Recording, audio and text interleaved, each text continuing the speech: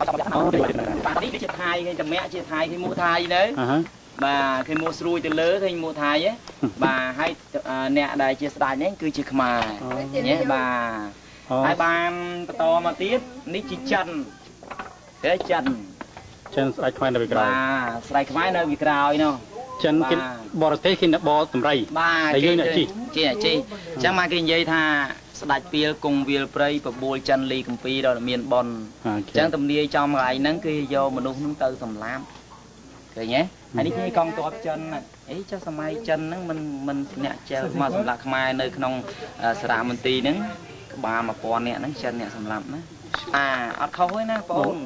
កើតយ៉ាងម៉េចគឺកើតយ៉ាងទៅអស់ឡងរៃរាប់អី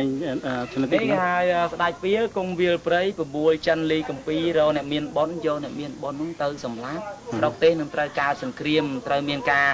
ចំណាចោលផ្ទះសម្បែងហើយដឹងសម័យហ្នឹងខ្មែរយើងចាក់ចោលផ្ទះសម្បែងណាយល់ទេ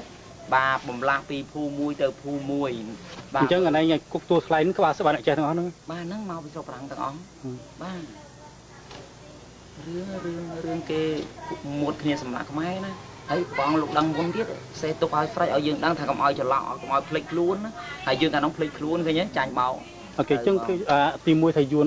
អានេះអង្គុយរូបទី1អាហ្នឹងកាលណាគេប្រៀបធៀបអញ្ចឹងមកគេអាវថាស្ដេចហ្នឹងជាស្ដេចពីលព្រោះថាស្ដេចហ្នឹង